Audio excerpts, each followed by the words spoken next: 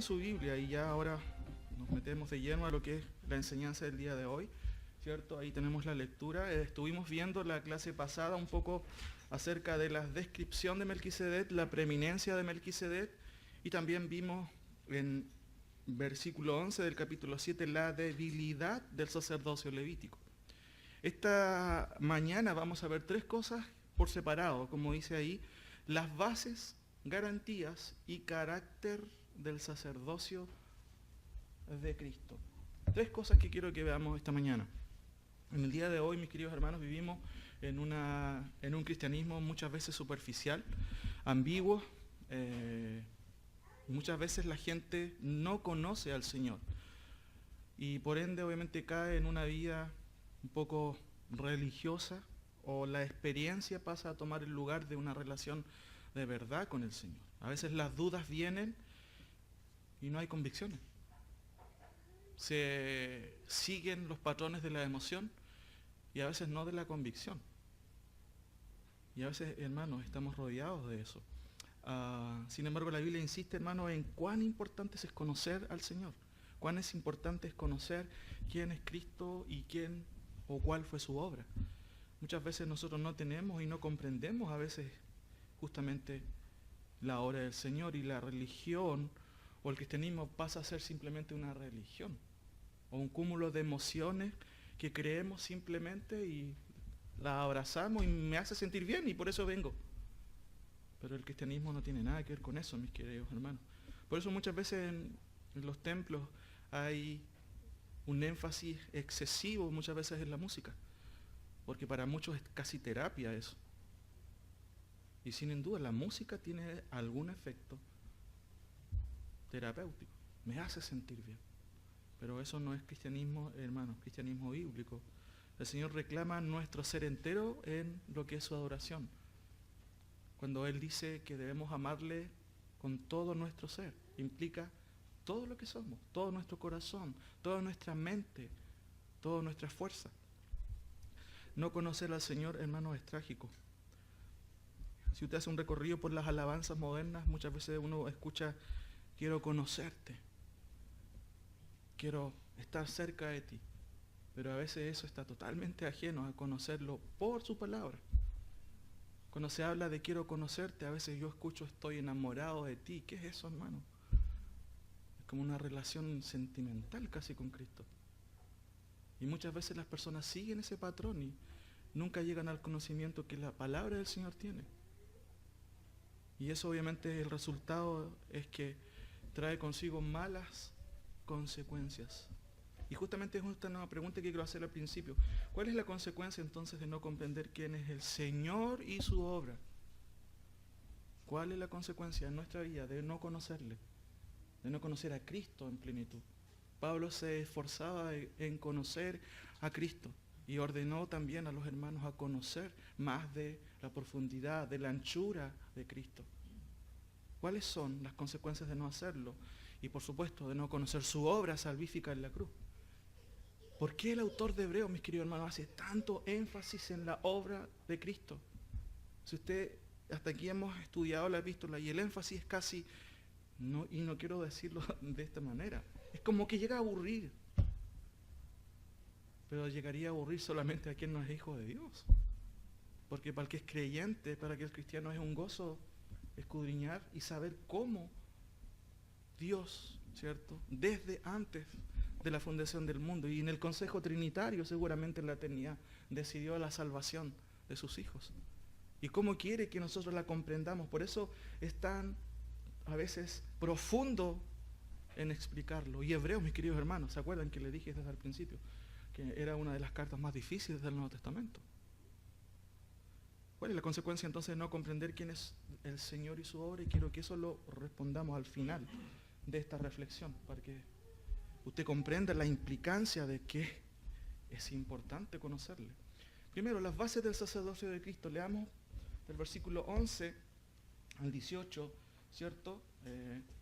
Dice, si pues la perfección fuera por el sacerdocio levítico, porque bajo él recibió el pueblo la ley, ¿qué necesidad habría de que se levantase otro sacerdote según el orden de Melquisedec y que no fuese llamado según el orden de Aarón? Porque cambiado el sacerdocio, necesario es que haya también cambio de ley. Y aquel de quien se dice esto es de otra tribu, de la cual nadie sirvió al altar, porque manifiesto es que nuestro Señor vino de la tribu de Judá, de la cual nada habló Moisés tocante al sacerdocio. Y esto es aún más manifiesto. Si a semejanza de Melquisedec se levanta un sacerdote distinto, no constituido conforme a la ley del mandamiento acerca de la descendencia, sino según el poder de una vida indestructible, pues se da testimonio de él: tú eres sacerdote para siempre, según el orden de Melquisedec. Queda pues abrogado el mandamiento anterior, a causa de su debilidad e ineficacia. Esa es la primera parte, ¿cierto?, que quiero que examinemos, ¿cierto? Se le llama a veces perícopa a esa sección, porque es una idea en general. Algunas cosas que vemos aquí, mis queridos hermanos. Primero, las bases del sacerdocio de Cristo se basa en un sacerdocio perfecto. Miren lo que dice en general la siguiente frase, ahí tenemos el versículo 11. Si pues la perfección fuera por el sacerdocio levítico, porque bajo él recibió el pueblo de la ley, ¿qué necesidad habría aún de que se levantase otro sacerdote según el orden de Melquisedec y que no fuera llamado según el orden de Aarón? Ya lo vimos en la clase pasada. Es una pregunta, ¿cierto?, que merece una respuesta. Empieza con sí, pues, que en cierto sentido, como usted lo puede ver ahí, es una suposición imposible, es una posibilidad que en realidad no existe.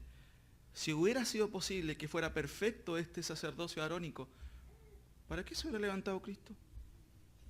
Pero se levantó Cristo, o Dios lo levantó, porque el sacerdocio arónico justamente no era perfecto. No hay que olvidar, mis hermanos, que el autor está dirigiéndose a judíos especialmente, y mayoritariamente a judíos que estaban dudando de Cristo. Para ellos a lo mejor era, ¿y por qué no tomamos los dos?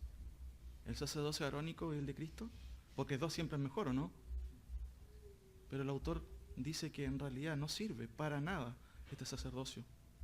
La discusión no era fácil para ellos, mis queridos hermanos. Las afirmaciones, sin duda, que él va a decir y que vimos al final, por ejemplo, cuando dice que, versículo 12, porque cambiado sacerdocio, necesario es que haya también cambio de ley. Eso es profundo, cambio de ley. ¿A qué se refiere? Hay algunos autores tan divididos, piensan que es la ley ceremonial y la ley moral. Entendemos que es la ley ceremonial, que estableció justamente todas las prescripciones de cómo llegar a Dios. La ley moral sigue estando vigente, que son los 10 mandamientos. Si pues es una suposición entonces, si fuera perfecto, obviamente el sacerdocio arónico no necesitaríamos de otro, pero es imperfecto. Si hubiera sido posible, y ahí habla de la perfección, por eso dice si pues la perfección fuera por el sacerdocio levítico. La palabra perfección nos habla de algo interesante, es la palabrita que leen ahí, teleiosis, que significa proceso cumplido o que algo llega a la meta. El sacerdocio arónico, hermanos, nunca llegó a la meta, que era poder justificar, propiciar totalmente y cabalmente a quienes se acercaban a Dios. No lo hizo, no alcanzaba. Solamente parcialmente lo hacía. Si hubiera sido posible entonces, pero no fue posible. El versículo 12 a continuación dice, porque en vista que el sacerdocio arónico no era perfecto, es necesario entonces que también haya un cambio. Y el autor dice aquí, porque cambiado el sacerdocio, ¿cierto? Necesario es que haya también un cambio de ley. Y la ley establecía, como le dije, la manera de acercarse a Dios. Salmo 110:4. De hecho ya lo estaba prefigurando en el Antiguo Testamento. Los salmos fueron escritos durante un periodo bastante largo, del 1000 a.C. hasta el 400 más o menos. Pero ya, y antes de Cristo me refiero, ya Dios estaba de una u otra manera comunicando, mis queridos hermanos, y este es un versículo que el autor repite muchas veces. Juró Jehová y no se arrepentirá. Tú eres sacerdote para siempre, según el orden de Melquisedec. Ya los salmos estaban anunciándolo, como lo vimos en las clases anteriores. Ahora, ¿Cuál es la consecuencia? Y aquí está una frase que ustedes pueden leer que tengo aquí. Si el sacerdocio arónico es imperfecto, también debe haber un cambio de ley. Esa es la conclusión. Pues la ley que prescribió el sacerdocio arónico establecía también la manera de acercarse a Dios. Y usted si lee Levítico, ahí están todas las instrucciones de cómo los sacerdotes debían vestirse, de cómo los judíos debían llegar a Dios a través de los sacerdotes. Sin embargo, Dios ya había anticipado, ¿qué cosa? La perfección de otro sacerdocio.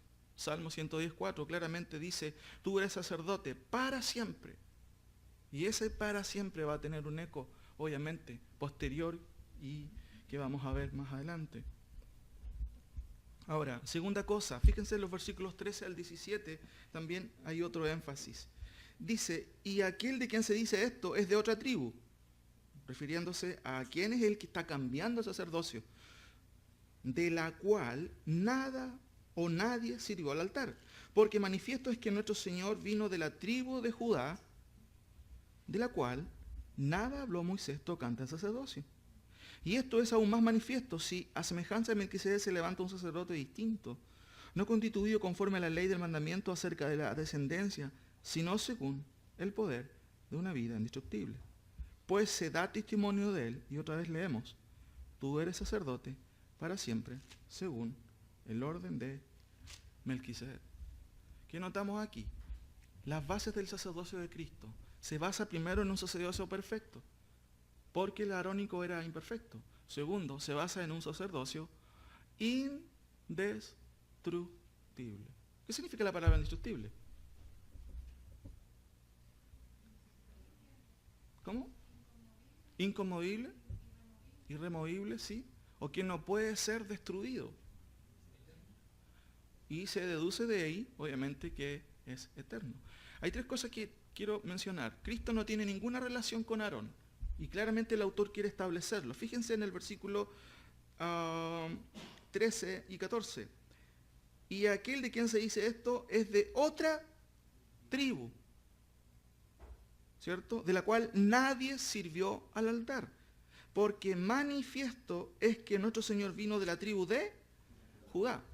Nada tuvo que ver Cristo con el sacerdocio arónico. Cristo no tiene ninguna relación también con la ley. Fíjese lo que dice el 15. Y esto es aún más manifiesto. Si a semejanza de Melquisedec se levanta un sacerdote distinto. Miren, no constituido conforme a la ley del mandamiento acerca de la descendencia, sino según el poder de una vida indestructible. Jesús no tiene nada que ver, no lo rigió su sacerdocio el mandamiento que fue establecido para los hijos de Aarón. Tercero, Cristo no tiene ninguna relación con genealogías. Cristo no tiene ninguna relación, ¿cierto?, con, en este caso, con la descendencia o con ser familiar de alguien que estaba en el servicio levítico. No. ¿Por qué razón? Porque, ¿se acuerdan que vimos que Jesús, cuando el autor hace la descripción de Melquisedec, dice que era sin genealogía? ¿A dónde quiere apuntar? Que Él es eterno. ¿Para qué necesita genealogía? Él es eterno. Él es eterno. Ahora, quiero subrayar dos cosas aquí de acuerdo a esta pregunta. ¿Cuál es la base principal del sacerdocio de Jesús de acuerdo a estos versículos? ¿O de qué manera el autor subraya, mis queridos hermanos, o recalca la diferencia del sacerdocio de Cristo? Fíjense que no se nota mucho en el texto, pero el 14 dice, manifiesto es que el Señor era de la tribu de Judá, ¿cierto? La palabra manifiesto es la traducción directa de una palabra que es, ¿qué lee ahí usted? Es como obvio, eso es lo que está diciendo el autor. Es que es obvio que Jesucristo, el Señor, venía de la tribu de Judá. Pero a mí me llama la atención también, y estudiando el texto, que el versículo 15 literalmente dice, y mucho más, aún totalmente manifiesto, es que Cristo fue constituido sacerdote según el poder de una vida indestructible. De hecho, nuestra versión lo dice así, de esa manera. Fíjense que dice el versículo 14, porque manifiesto es que el Señor vino de la tribu de Judá. Manifiesto, obvio. Pero aquí en el versículo 15 se recalca aún más, porque se dice, y esto es aún más manifiesto. Es más obvio. ¿Qué cosa es más obvio? dice, y esto es aún más manifiesto o obvio, si a semejanza de Melquisedec se levanta un sacerdote distinto, no contribuye conforme a la ley del mandamiento acerca de la descendencia, sino según el poder de una vida indestructible. Eso es más obvio. ¿Por qué? Porque la resurrección de Cristo fue lo que subrayó esta superioridad. Y el autor no quiere que esto pase desapercibido. Por eso él dice, es más obvio, más obvio. Ahora, sigo adelante. Tercera cosa que vemos como parte de las bases del sacerdocio de Cristo en el versículo 18 y 19. Fíjense que es la conclusión. Entonces, si el sacerdocio arónico es imperfecto, bueno, el 18 nos contesta cuál es la consecuencia. Queda pues abrogado el mandamiento anterior a causa de su debilidad e ineficacia, pues nadie perfeccionó la ley y de la introducción de una mejor esperanza por la cual nos acercamos a Dios. Se basa entonces en un sacerdocio por, ¿cierto?, antonomasia o por diferencia, útil y eficaz. Fíjense cuál es el problema de este sacerdocio, de acuerdo al versículo 18, al sacerdocio arónico. Queda abrogado. ¿Por qué causa? Por ineficaz, dice el texto, ¿cierto? Y por debilidad. El texto dice ahí el 12, y esto explica el 12. Pues cambiado el sacerdocio, necesario, ¿cierto?, es que haya también cambio de ley. Hermanos, no se trata de que solamente había que cambiar el sacerdocio. También la ley que estipuló cómo hacer el sacerdocio arónico no sirve.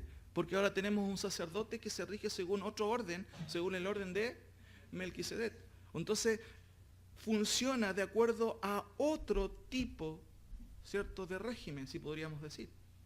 La palabra cambiado ahí, ¿cierto?, es trasladar, y el autor es bien suave al principio, pero es lapidario al final. Porque está hablando judío y él está diciendo, bueno, queda pues abrogado el mandamiento anterior. Imagínense ustedes, mis queridos hermanos, judíos que toda la vida, más de 2000 años, estuvieron, ¿cierto?, regidos bajo un sistema. ¿Es fácil que le digan, no, ahora está abrogado? Cuesta para nosotros meternos un poco en ello, pero los judíos y de hecho los judíos en el día de hoy, ¿cierto?, están en función de nuevamente construir todo lo que tiene que ver con el templo y echar nuevamente a correr todo lo que son los sacrificios, quienes obviamente no han reconocido la superioridad de Cristo, o la suficiencia de Cristo, o la eficacia de Cristo. Trasladar significa el término ahí, en el versículo 12, ¿cierto?, que habla justamente de trasladar a otro lugar. Quizás no es tan fuerte, pero la palabra cambio ahí, cuando dice pues cambiado el sacerdocio, necesario es que haya también cambio de ley, literalmente significa remoción. ¿Y qué significa remoción?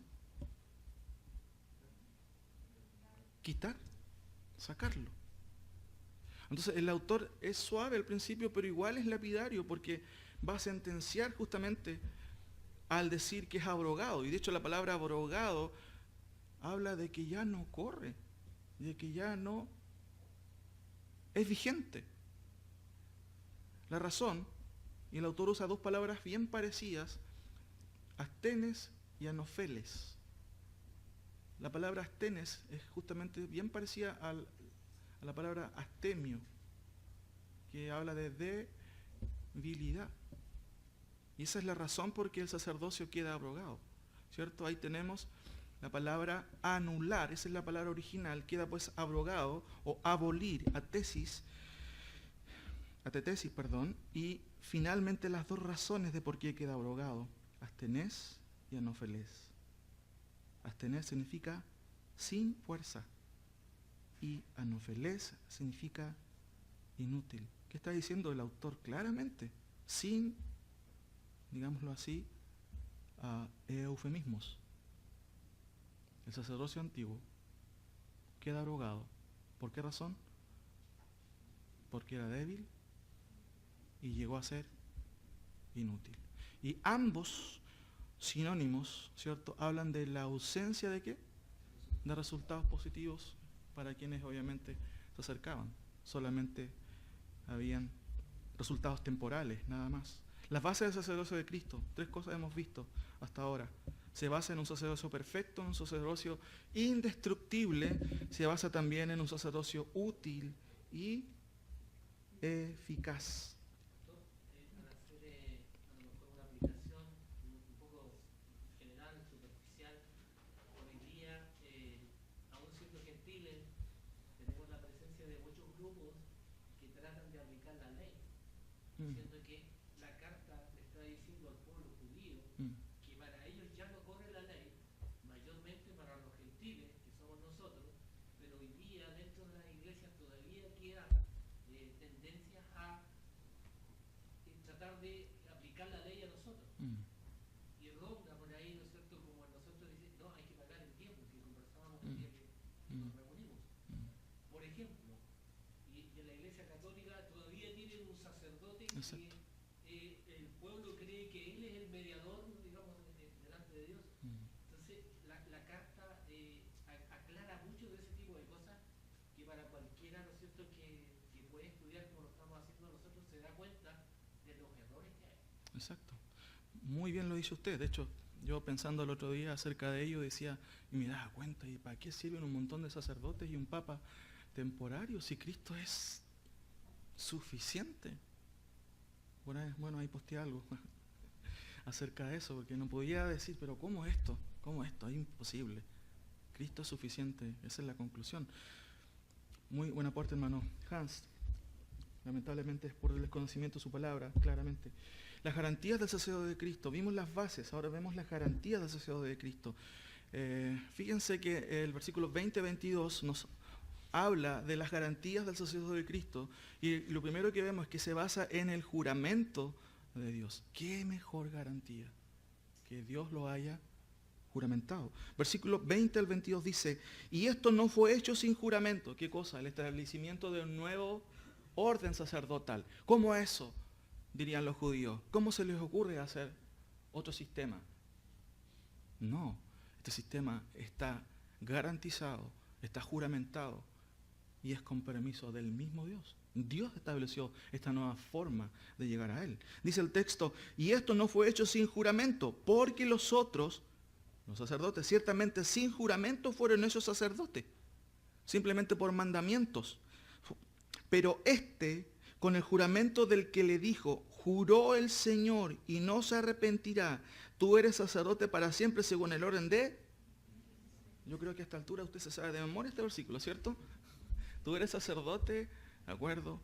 O según el orden de Melquisedec. Pero fíjense cuál es la idea. Se basa en el juramento de Dios. No es algo superficial. Dice el texto ahí, porque los otros ciertamente sin juramento fueron hechos sacerdotes. Pero con el juramento del que le dijo, juró el Señor y no se arrepentirá. Tú eres sacerdote para siempre según el orden de Melquisedec. Hermanos, hay una gran diferencia entre jurar en que jure el hombre o en que jure Dios. De hecho, básicamente el jurar es una concesión más humana. Fíjense si me acompañan a 6.6 de Hebreos, 6.6.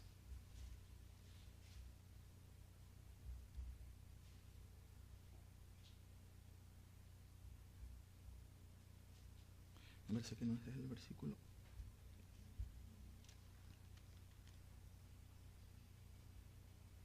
Dice, recayeron y sean otros renovados para arrepentimiento. Déjeme, me parece que no es.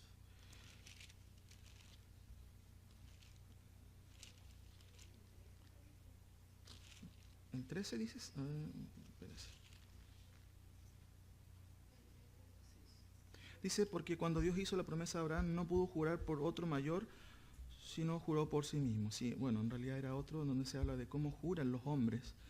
Y en realidad hay una diferencia que es en realidad notoria, ¿sí?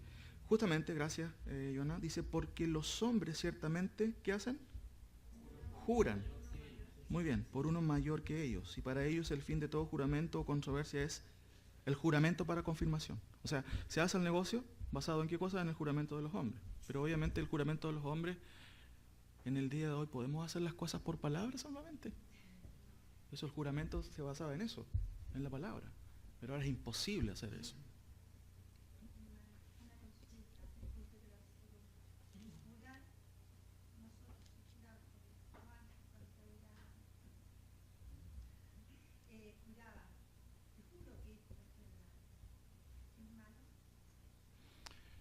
Bueno, generalmente nosotros no tenemos esa costumbre como iglesia, pero sí. No, es que la palabra del Señor, hablamos con el hermano Han el otro día acerca de justamente eso también, el jurar también, seguramente en algún momento enseñaremos de eso, pero básicamente la palabra enseña de que nuestro sí sea y nuestro no sea no. ¿Me entiende? Ahora, básicamente, eso debe ser nuestro carácter. Oye, te juro que te cumplo. Y llega el día ahí. Sí, pero muchas veces no se hace eso. Se toma a veces en vano el nombre de Dios para eso, y obviamente uno de los mandamientos es no tomarás el nombre en vano. Y literalmente la idea es no tomar el nombre de Dios para asegurar o aseverar algo que tú no vas a hacer. Esa es la idea original del texto ahí. Ahora, en ese sentido, obviamente hay una enseñanza bastante amplia con respecto a eso en el día de hoy también. Pero quiero que nos enfoquemos un poco, volviendo un poco al versículo 16, porque los hombres ciertamente juran por uno mayor que ellos, y para ellos el fin de toda controversia es el juramento para confirmación. Volvamos a nuestro capítulo, en donde el autor dice, y esto no fue hecho sin juramento, porque los otros ciertamente sin juramento fueron hechos sacerdotes, pero este con el juramento del que le dijo, juró el Señor y no se arrepentirá. Dos cosas que uno nota en el texto. La palabra juramento viene de una palabra extraña que se llama jorcos y se usa en el 16 de los hombres, pero para Dios se usa otro término que es bien parecido. Jorcos mosías, y significa confirmación por juramento o juramento por confirmación. La idea, mis queridos hermanos, es que cuando jura Dios es mucho más, digámoslo así, radical. Porque su palabra en realidad es verdad. De hecho, basta solamente con su palabra. Pero el autor quiere indicar y hace una diferencia aquí en el original.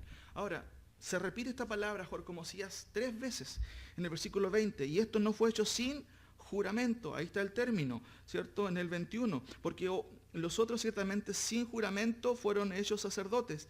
Pero este con el juramento del Señor, que le dijo, juró el Señor y no se arrepentirá. Ahora, esta es una cita del Antiguo Testamento, mis queridos hermanos. Fíjense en el Salmo que estamos viendo y que se repite constantemente, ¿cierto? Ahí tenemos las 4 letras que grafican el tetragramatón, ¿cierto? La manera en que los judíos escribían el nombre de Jehová, las vocales se agregaron a estas 4 letras y ahí surge el nombre de Jehová. Pero el judío lee eso, no lee Jehová. Y cuando lee estas 4 letras, él no lee como nosotros podríamos leer. Ahora, ¿cómo se lee estas 4 letras? Bueno, ellos leen Adonai. Nosotros no somos judíos, así que, como decía hermano Han, no vamos a judaizar y ustedes tienen que leer ahí Adonai. Yo aprendí eso, obviamente, en clases de hebreo, porque obviamente es obvio. Pero hay Jehová, dice ahí el texto, si leemos así, Dios o Jehová, el Señor, a veces lo traduce, las Américas traduce esto como Señor, pero básicamente la idea es Jehová ha jurado y no se arrepiente. Tú eres sacerdote para siempre a la manera de Melquisedec. Eso es lo que dice el texto, mis queridos hermanos. Ha jurado, ¿cierto? Dice nuestra versión, o básicamente en el versículo 21, bueno, dice juró, ¿cierto? Nuestra versión dice ha jurado, hay una pequeña diferencia, pero en realidad es lo mismo. Ha jurado, pero lo que me llama la atención es esta palabrita, y no se arrepiente, y no se arrepiente. En el Nuevo Testamento, en el versículo 21, ¿cierto? Es un presente indicativo activo, que de una otra manera grafica la idea de que él no está constantemente arrepintiéndose, o que tiene duda. No, el Señor no va a cambiar su idea. La idea es, y no estará arrepintiéndose. Hay un autor que me llama mucho la atención, que es un erudito en el hebreo del Nuevo Testamento, y él habla un poquito de esta frase que es muy interesante, mis queridos hermanos. Dice el texto, no, tú eres sacerdote para siempre, para siempre. Miren lo que dice este autor. Hans Joachim Kraus es uno de los eruditos protestantes alemán o suizo, me parece, experto en lo que son los salmos, y él, explicando un poco el texto, explica esta frase para siempre. Y miren cómo es la palabrita, le-olán. Hay un término que se adjudica al nombre de Dios que se llama el olán. ¿Se acuerdan cómo y qué significa el olán? Génesis 21:33. ¿Alguien puede buscarlo y puede darle lectura a uno de los nombres que se le dio al Señor? 21:33.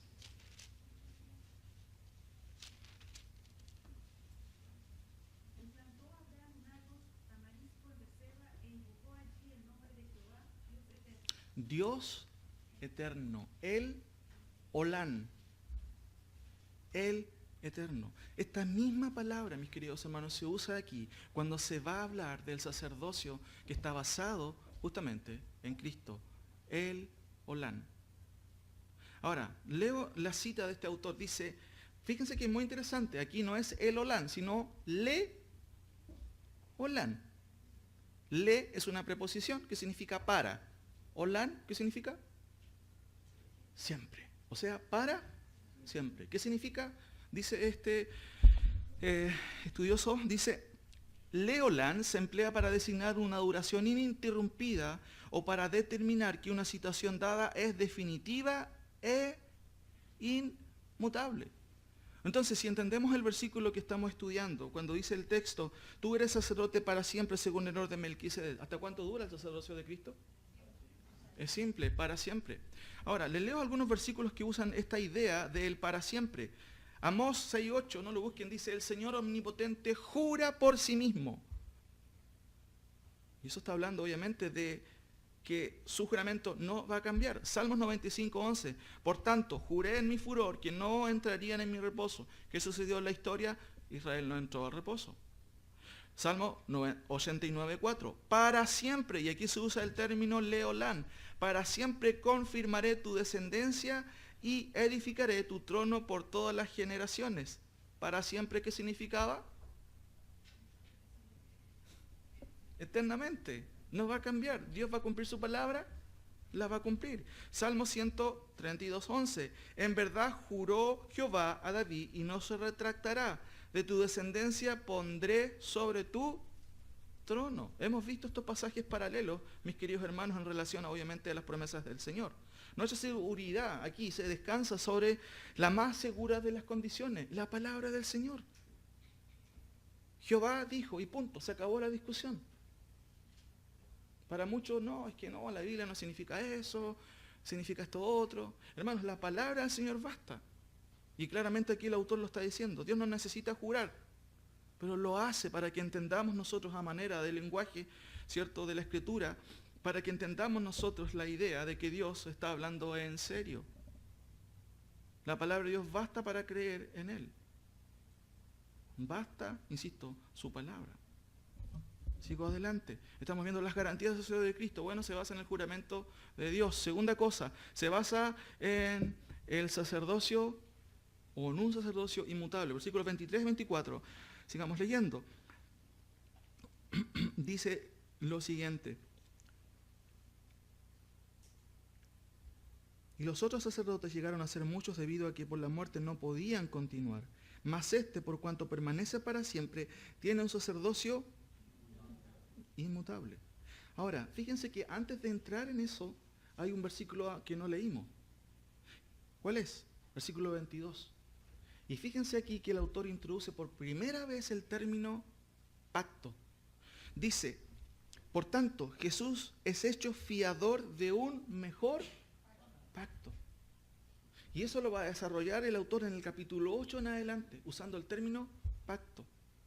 O sea, no se trata simplemente de una negociación así superficial. Se basa en un pacto, el nuevo orden del Señor.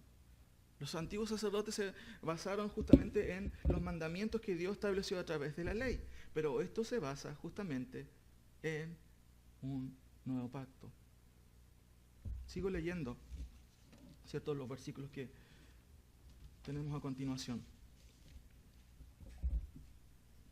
23 y 24. Y los otros sacerdotes llegaron a ser muchos, debido a que por la muerte no podían continuar. Mas este, por cuanto permanece para siempre, tiene un sacerdocio inmutable. Fíjense que este es en cierto sentido la concentración de la idea aquí en el versículo 24.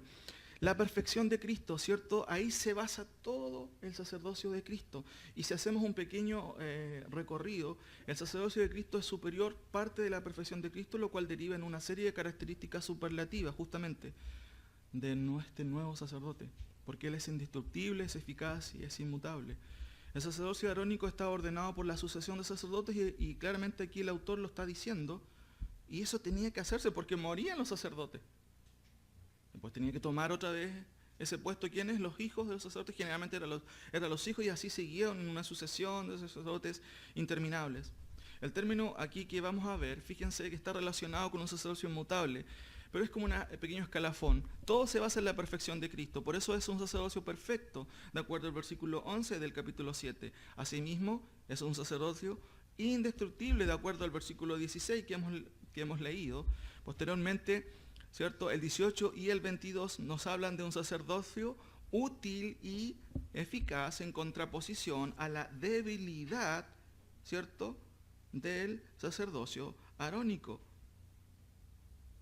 Debilidad, obviamente, que no podías mantener en constante abrogación, en constante exclamación a Dios por justamente los judíos, por quienes se acercaban al Señor. Debilidad y ineficacia.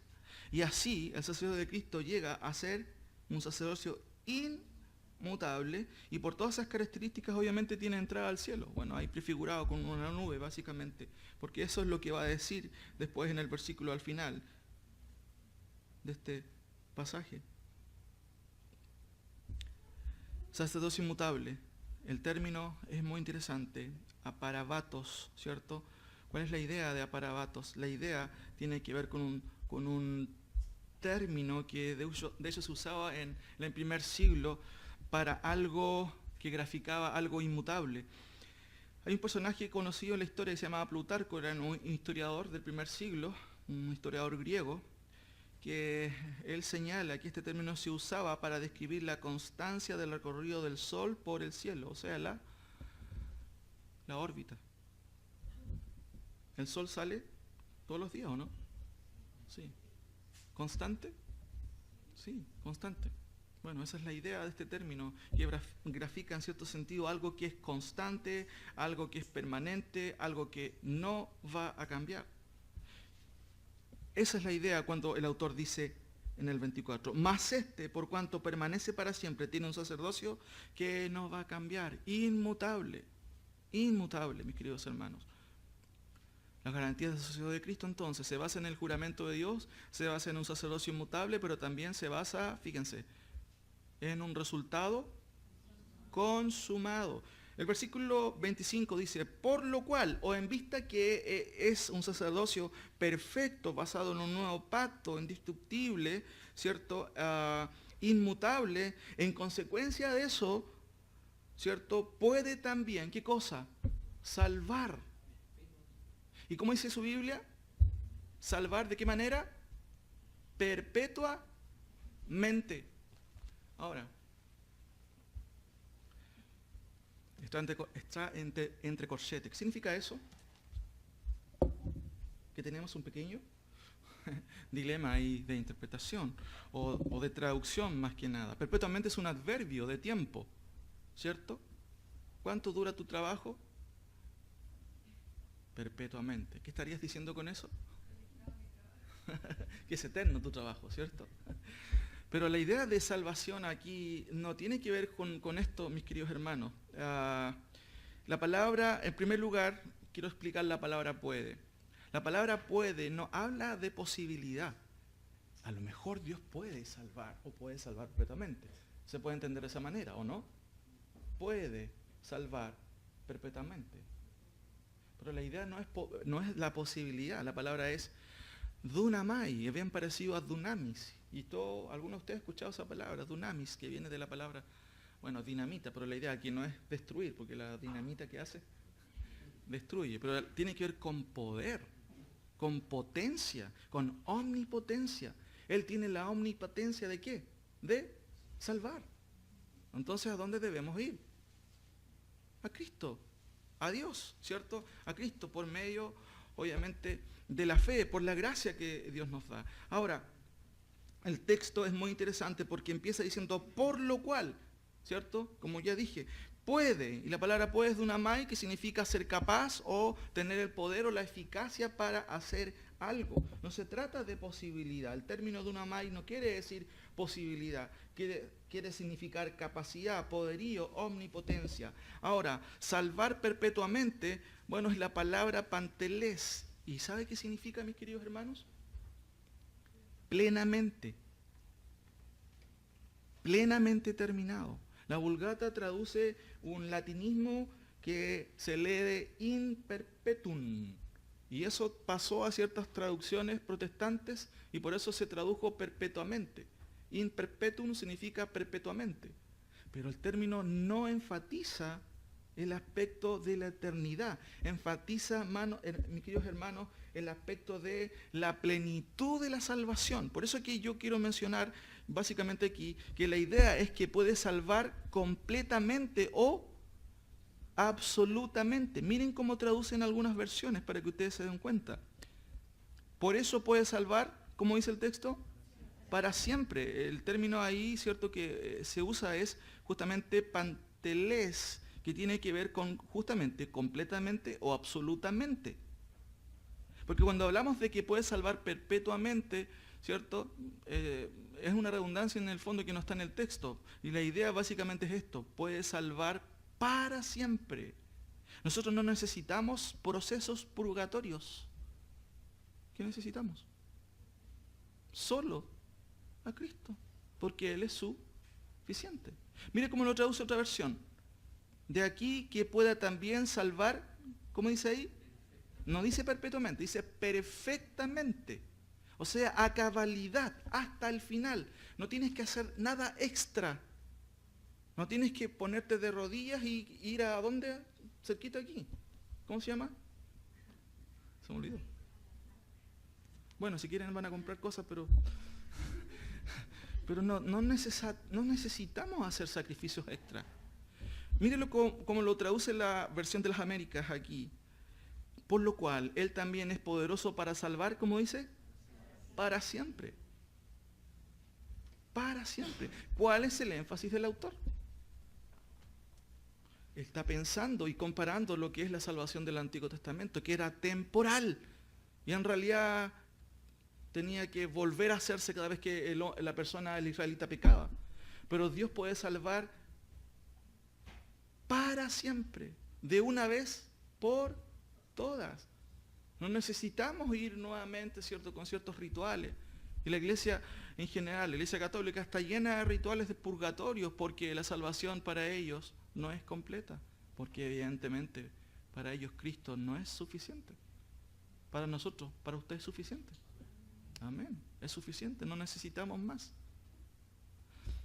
Por lo cual también es poderoso, porque esa es la idea, poderoso para salvar para siempre.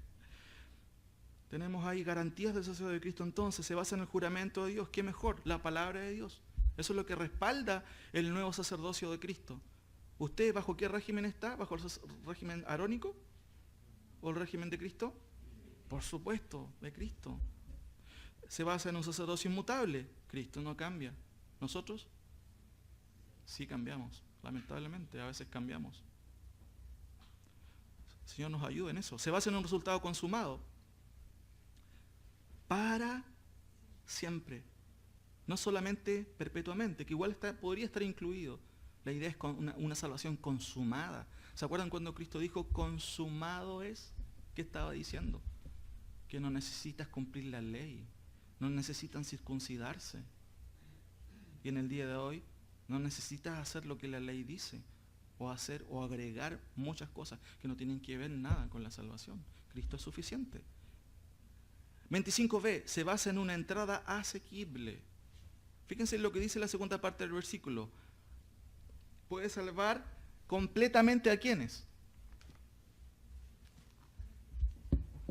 Que por Él se acercan a Dios. Justamente, esto es muy interesante. Dice, a los que por Él, ¿y quién es Él en el contexto? es Cristo. A los que por Él se acercan, ¿a quién? A Dios. O sea, fíjense cómo está establecido la manera de llegar a Dios. ¿A través de San Expedito? No aparece por ningún lado San Expedito. Ni un santo. Solamente Cristo. A los que por Él se acercan a Cristo. Ahora, esto es muy interesante. A los que por Él se acercan a Dios, ¿cierto? Es el mismo término referido a los sacerdotes, porque en el Antiguo Testamento, ¿quiénes eran los únicos que se acercaban al tabernáculo? Los sacerdotes. Y pobre del sacerdote que no estuviera purificado. ¿Qué pasaba? Moría en el acto.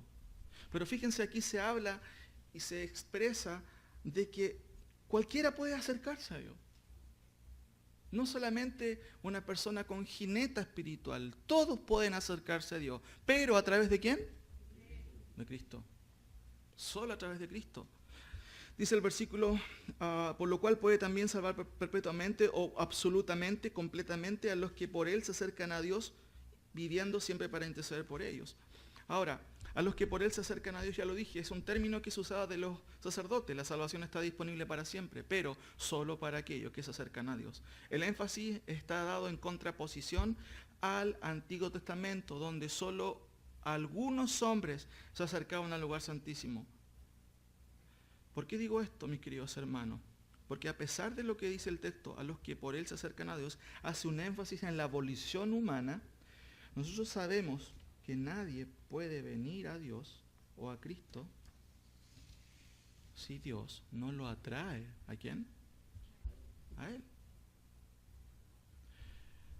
Sin duda que el hombre debe hacer algo, y el autor está enfatizando la volición humana, pero no porque tenga poder en sí. Está haciendo una comparación entre los hombres del Antiguo Testamento versus los hombres del Nuevo Testamento. Bajo el nuevo régimen de Dios, los hombres pueden acercarse a Dios sin mediadores y sin sacerdotes, porque Cristo es nuestro sumo sacerdote. No solamente sacerdote, sumo, superior sacerdote. ¿Para qué necesitamos sacerdote? Si tenemos uno perfecto. Ahora, Jesucristo también dijo, acuérdense en Juan 14:6, Él mismo lo enseñó, nadie viene al Padre, sino por mí. Él lo está estableciendo. Segunda Timoteo, 1 Timoteo 2:15, porque hay un solo Dios y un solo entre Dios y los hombres, Jesucristo, hombre. No hay otro mediador. Ahora, como el autor hace un énfasis también, mis queridos hermanos, en la acción humana, porque dice, a los que por Él se acercan, literalmente a los que están acercándose, es bueno tener claro que claramente el hombre tiene que responder al llamado de Dios. Ahora, leo 2 versículos. Más a todos los que le recibieron, a los que creen en su nombre, le dio potestad de ser. O sea, también hay una acción de parte del hombre.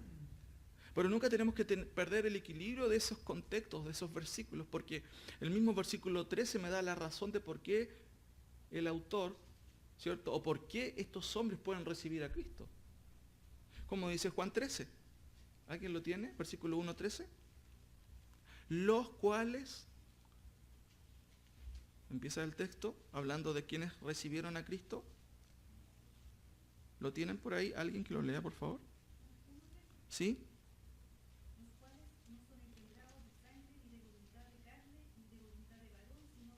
Sino de Dios. Sino de Dios. ¿Cómo alguien puede llegar a la fe? Solamente porque Dios así lo quiere. Fíjense, acompáñenme rápido a Juan 3:25, por favor. Juan 3:25. Ahí hay una discusión con algunos discípulos. Es muy interesante lo que responde Juan. Juan capítulo 3, 25.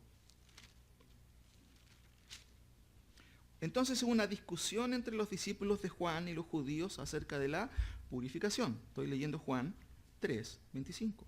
Y vinieron a Juan y le dijeron, Rabí, a Juan le están diciendo, mira que el que estaba contigo al otro lado del Jordán, de quien tuviste testimonio, bautiza y todos, ¿qué dice? ¿Qué le responde Juan? Respondió Juan y dijo, no puede el hombre recibir nada sino le fuere dado ¿de qué? El cielo. ¿Quién está en el cielo? Dios. Sáltense por favor a Juan 6. Este es un pasaje muy interesante. 6:44. ¿Cuántos pueden venir al Padre? De acuerdo a ese versículo. Lo hemos leído en otras ocasiones. Nadie. ¿Quién es nadie? O sea, todos. Nadie puede venir, dice Jesucristo, a mí.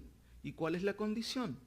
Si el Padre que me envió no le trajere, y yo le resucitaré en el día postrero.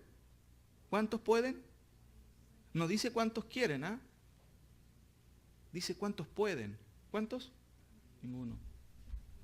Sin embargo, el autor hace un énfasis en la evolución humana porque está haciendo una comparación, mis queridos hermanos. Y de una u otra manera, en la mirada espiritual de Dios, Él sabe quiénes se acercan a Dios. ¿Usted sabe quién realmente se acerca a Dios realmente porque está viendo una obra de Dios? ¿Tiene esa capacidad usted? Hermano, nosotros no tenemos esa capacidad. Pero sin embargo, cuando vemos a alguien que se acerca a Cristo, en muchos casos sí puede ser por una obra de Dios. Pero la evidencia de eso en la Biblia se basa en qué cosa? En que esa persona hizo una oración o en los frutos que produce su vida. Muy bien, en los frutos. Sí, hermano. Ahí en Romanos capítulo 3 es enfático, dice que no hay quien entienda, no hay quien busque a Dios. Exacto. No hay nadie que busque a Dios, no hay nadie quien entienda. De hecho, esa es una repetición de Salmo 53 también. Y en Romanos capítulo 11, versículo 36, es muy interesante al poderlo relacionar con esto porque dice, porque de Él y por Él y para Él son todas las cosas. Exacto. Ahora, esta declaración, mis hermanos, literalmente los que se están acercando, esa es la idea, enfatiza el hecho de que quienes se acercan a Cristo, obviamente se acercan porque ven en Él un sacerdote eficiente. Y eso solamente es porque han sido abiertos sus ojos. Ahora, yo no sé, ¿qué ha visto usted en Cristo? ¿Usted ve a un Salvador en Él? Sí, sin duda. ¿Ve a un Señor? Exacto. ¿Y eso qué habla de intercambio? De que obviamente hay una contraparte de nuestra parte. Ahora, mucha gente, hermano, lo ve solamente como un mártir. Lo ve como un ejemplo atractivo de vida comparado a Mahoma. Pero mis queridos hermanos, Cristo no es Mahoma, no es ni un hombre natural, ¿cierto? Es el Señor, es Dios mismo. ¿Qué ve usted en Él de atractivo? Porque ir a Cristo no es normal, no es común, porque es una obra sobrenatural de Dios. Esto incluye evidentemente una preaceptación de sus prerrogativas, como ya lo vimos. No se trata simplemente de entender que es una obra soberana de Dios. Está involucrado también la abolición humana, pero la abolición humana es vivificada antes por el Señor. Si no, no va a pasar nada. Tercera cosa, último punto, el carácter del sacerdocio de Cristo. Hemos visto tres cosas con esto. El carácter del sacerdocio de Cristo, versículos 26 al 28. Es una gran porción que tomamos esta mañana, mis queridos hermanos. Versículos 26 al 28. Porque tal sumo sacerdote nos convenía, es como obvio, ¿cierto? Y se mencionan algunas características aquí. Santo, inocente, sin mancha, apartado de los pecadores y hecho más sublime que los cielos. ¿Cuáles son las cualificaciones de Cristo? Y el autor lo está explicando. El carácter sacerdocio de Cristo entonces se basa primero, mis queridos hermanos, en la impecabilidad ¿de quién? De este sacerdote, de nuestro sacerdote. Porque tal sumo sacerdote nos convenía. Nos convenía. La idea ahí es el más apropiado, el más conspicuo entre un número, ¿cierto? Un ser eminente, un ser distinguido. Esa es la idea del término. Ahora, hay varios adjetivos que se usan aquí. Y ahí están: santo, inocente, sin mancha, apartado de los pecadores y hecho más sublime que los cielos. La palabra santo no es la típica palabra que se usa en el Nuevo Testamento, que es la palabra agios, para santo, que habla de dedicación. Aquí se usa una palabra que se lee así, josios, que tiene que ver con ser fiel o devoto. Y eso enfatiza ¿qué cosa? La impecabilidad ¿de quién? De Cristo. No se trata, como dije ya, del término común que se usa en el Nuevo Testamento para santos, sino un término que enfatiza, mis queridos hermanos, la dedicación, la devoción y por ende la calificación que tiene una persona devota y fiel. Y eso habla de la impecabilidad de Cristo como hombre. La otra palabra que se usa es inocente. La palabra inocente, ¿cierto?, es muy interesante porque el autor usa un término con una negación, no usa un adjetivo positivo, ¿cierto?, que en cierto sentido es inocente. Usa un término, ¿cierto?, con una negación que significa akakos, que significa no malo, que de una u otra manera trata de resaltar justamente la gran impecabilidad, vuelvo a decirlo, de Cristo, en el sentido de que alguien no malo es no solamente bueno, sino súper bueno. Por eso es que se traduce con la palabra inocente. La idea significa sin falta. Nadie pudo hallarlo sin falta. A pesar de que en Isaías 53 dice que fue contado con los, ¿se acuerdan?, pecadores, aunque él no fue pecador. Y eso es lo que dice el texto al final, apartado de los pecadores. Sin mancha, otro término también, ¿cierto?, que usa una negación, amiantos, que significa lo siguiente: sin mácula, puro, intachable, sin contaminación. Esa es la idea. Finalmente, apartado de los pecadores. ¿Qué quiere decir eso? Que no pudo ser contado o apuntado con el dedo, porque fue 100% hombre, pero al mismo tiempo fue justo, santo, sin pecado, como dice también justamente el mismo Hebreos. Por esta misma razón, el autor dice que fue hecho más sublime que los cielos. Segunda cosa, versículos 27 y 28. El carácter habla de Cristo, habla de su persona. ¿Ya? Estuvimos viendo las bases de la soberanía de Cristo, o del sacerdocio de Cristo, perdón. Estuvimos viendo las garantías del sacerdocio de Cristo y ahora estamos viendo el carácter del sacerdocio de Cristo que apuntan a su persona. Él es impecable. ¿Qué mejor sacerdote? Por eso el autor dice, nos convenía este sumo sacerdote. Santo, ¿cierto? Inocente, sin mancha, apartado de los pecadores y hecho más sublime que los cielos. Pero también el carácter sacerdocio de Cristo se basa en la perfección de Cristo. Fíjense que aquí hay dos cosas que se resaltan y quiero resaltar en estos versículos, porque esto lo hizo una vez para siempre, y segunda cosa, ofreciéndose a sí mismo. Leo el versículo en general, los dos versículos. Dice que no tiene necesidad cada día, como aquellos sumos sacerdotes, de ofrecer primero sacrificios por sus propios pecados y luego por los del pueblo, porque esto lo hizo una vez para siempre, ofreciéndose a sí mismo, porque la ley constituye, ¿cierto?, sumos sacerdotes a débiles hombres, pero la palabra del juramento posterior a la ley, al Hijo hecho perfecto para siempre. Fíjense que el énfasis de estos dos versículos, ¿cierto?, puede ser también al final, hace un énfasis que ya el autor ha repetido, porque es hecho perfecto para siempre en comparación a la debilidad de estos hombres débiles que morían. El énfasis está en estas dos frases, porque esto lo hizo una vez para siempre. Hermanos, eso nos habla de qué cosa, nos habla de su eficacia. ¿Cristo es eficaz? 100%, 200%, 1000%. Ahora, ofreciéndose a sí mismo. El texto dice que los sacerdotes, antes de hacer el sacrificio, primero necesitaban hacer algo antes, que era una ofrenda por sus propios pecados. Cristo fue la ofrenda, ¿cierto?, y el sacrificio, perfecto en plenitud. Pero ¿de qué nos habla esa palabra, ofreciéndose a sí mismo? ¿Qué creen ustedes? Ofreciéndose a sí mismo nos habla de esto, hermanos, de sustitución. Recuerden, y lo he recalcado, Jesús no es un ejemplo a seguir. Es un sustituto.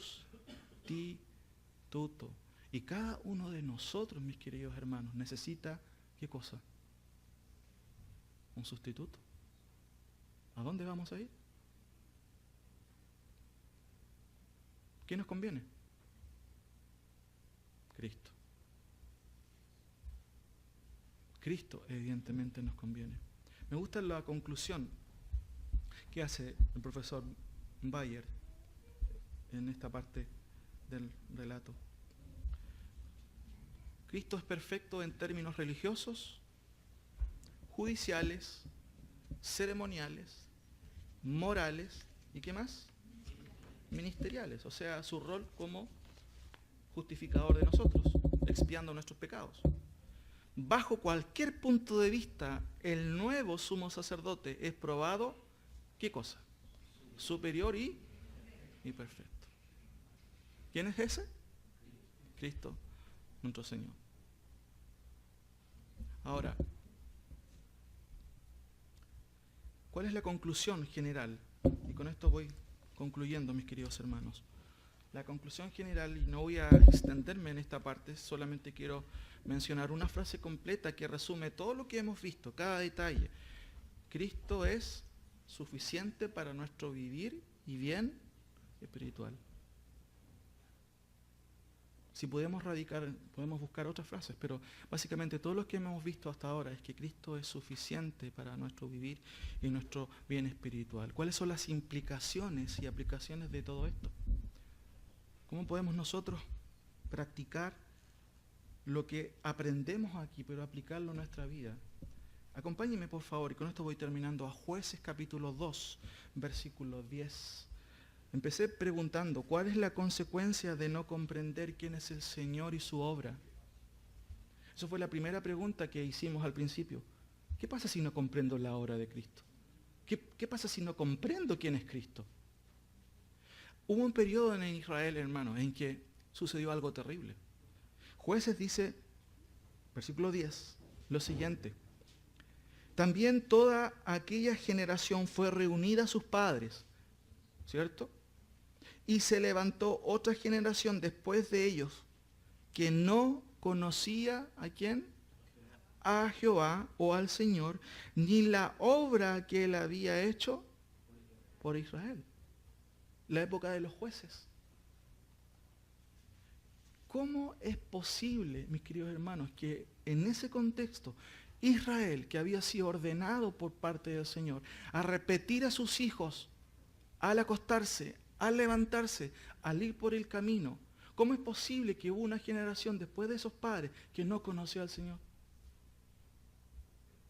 Ni la obra que hizo el Señor, hermanos, ¿de quién fue la culpa? De los padres. Muy bien, Joana. Hermanos, la iglesia no tiene el poder, Cristo tiene el poder para hacerlo, pero grande una de las responsabilidades de nosotros como padres es enseñar a nuestros hijos el camino de la fe. ¿Por qué se levantó una generación que no conocía al Señor ni la obra que él había hecho? Esto llevó a los israelitas a ser autónomos. Y el libro de Jueces repite 2 veces un versículo. ¿Se acuerdan ustedes cuál es el versículo como la consecuencia de no conocer a Dios? 17:6 dice, en aquellos días no había rey en Israel y cada uno hacía lo que bien le parecía. ¿Sabe que también es el último versículo de Jueces?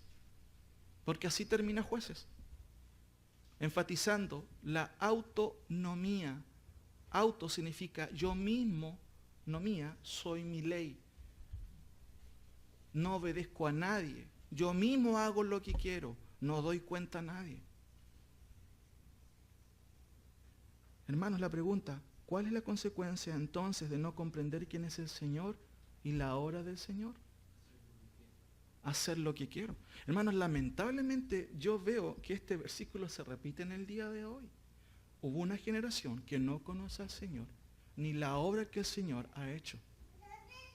Por eso en el día de hoy tenemos un montón, ¿cierto?, de cristianos superficiales, Un montón de cristianos que se basan simplemente en el sentir.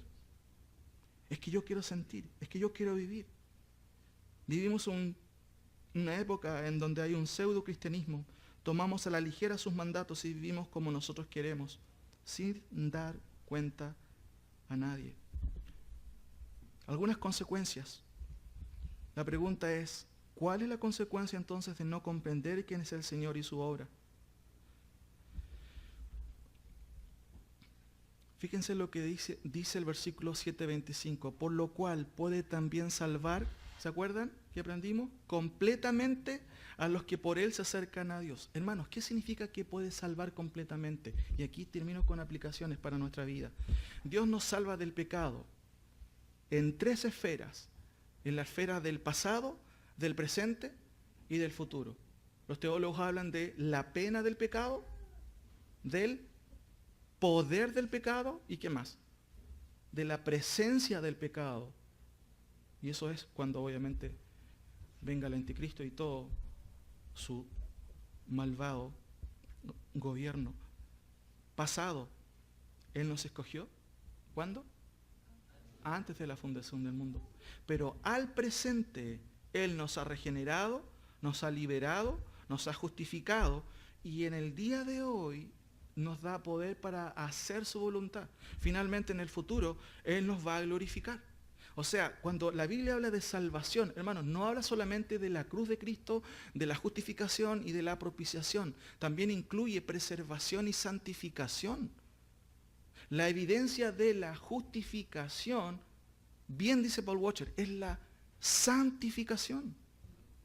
Si yo no me estoy santificando, si mi vida no está siendo entregada a Cristo en todas las áreas de mi vida, yo no sé de qué me ha salvado el Señor. Yo no sé de qué lo ha salvado el Señor. Insisto, la santificación, ser más como Cristo, obedecer su palabra, es una consecuencia de que soy salvo. Si no, jamás he sido salvo. ¿Es Jesús tu Salvador? Le pregunto. ¿Es Jesús su Salvador, mi hermano? Miren, solamente algunas citas rápidas.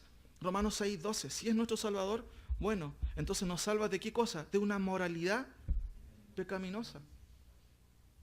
¿Qué hace usted en lo secreto? Aquí todos somos santos. ¿Cierto? ¿Qué hace usted en lo secreto? Romanos 6:16 nos salva de una moralidad esclava. El que hace pecado es esclavo del pecado. Si no puedes con tu pecado, eres porque no eres salvo. Eres esclavo de tu pecado. Versículo 21 de Romanos es muy interesante. De una conciencia liberal. ¿Qué es tener una conciencia liberal? Pero ¿qué importa si esto es del pasado? Bueno, y así estamos con el agua hasta el cuello con todo este tema de la ideología de género. Que muchos pseudo cristianos han aceptado. Conciencia liberal. Romanos o Efesios 2:1. Si Cristo es nuestro Salvador, hermanos, Él nos ha salvado de intereses triviales o paganos.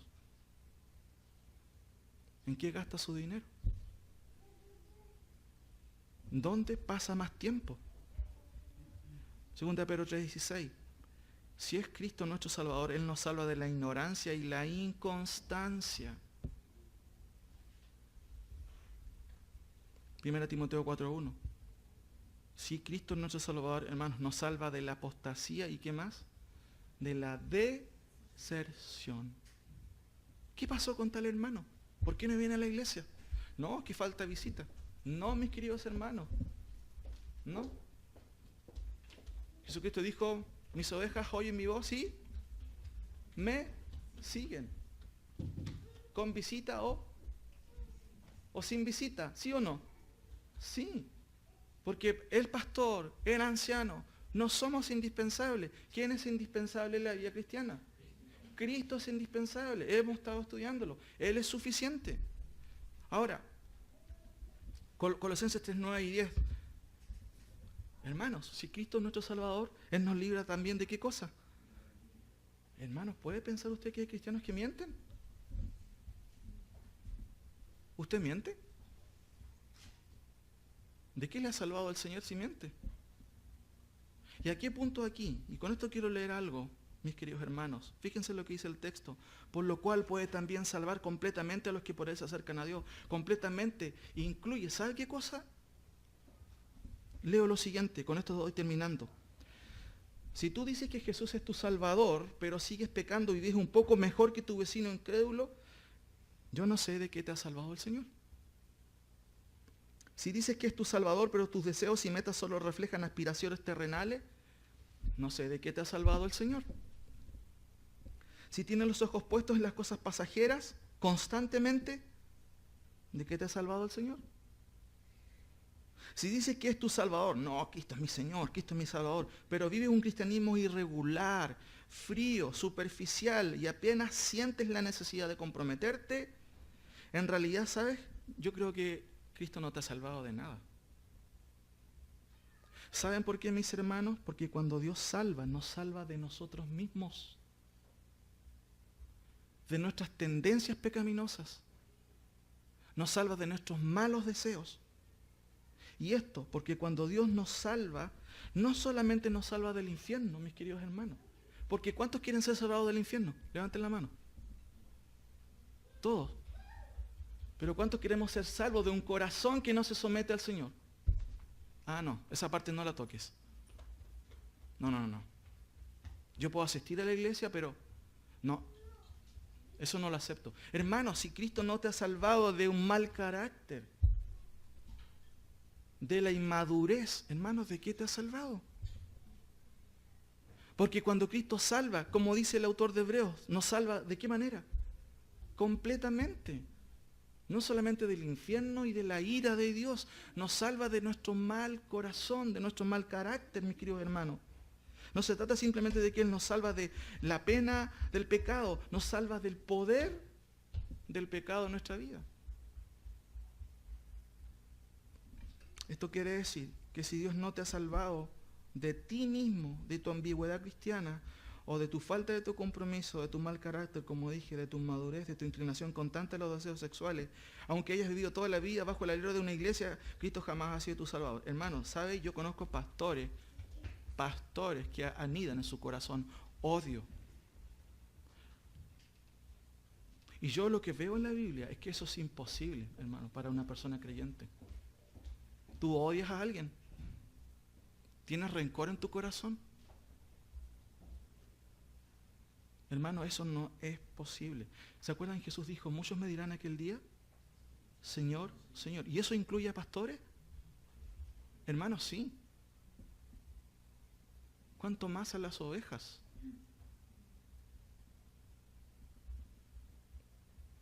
Hermanos, si Cristo no te ha salvado a ti mismo, no sé de qué te ha salvado. ¿Sabes por qué? 1 Corintios 1:18 te da la respuesta. Nos da la respuesta. Me da la respuesta. Dice la Biblia, porque la palabra de la cruz es locura. ¿Para quién? Para los que se pierden. ¿Quiénes son los que se pierden? Los que no aceptan a un Salvador suficiente. Pero ¿qué dice después el texto? Pero a los que se salvan, esto es a nosotros. ¿Qué es? ¿Cómo dice su Biblia? Es poder de Dios. Hemos visto que Dios puede salvar, que Cristo puede salvar. ¿De qué manera? Completamente. Pero también vimos que Él tiene poder, y ese es lo que dice el versículo, poder para salvar perpetuamente. El poder de la salvación, hermanos, nos salva de nosotros mismos. Entonces, yo a veces decía, ¿cómo podemos nosotros concretamente aplicar a veces nuestros mensajes? Es difícil a veces hacerlo. Pero hermanos, una de las cosas que estamos viendo son la obra de Cristo y la persona de Cristo. La pregunta inicial, ¿se acuerdan? Fue, ¿cuál es la consecuencia de no comprender qué es el Señor y cuál es su obra? Bueno, en no someterse al señorío de Dios o de Cristo. ¿Cristo es su Salvador, hermano? Me alegro de que sea así, que su respuesta sea así. Pero, hermanos, nuestra conducta va a reflejar si es nuestro Salvador. Y nuestra vida va a tener que reflejarlo. Si no, no sé realmente si Él nos ha salvado. Porque cuando Dios salva, hermano, hay un cambio total en nuestro ser.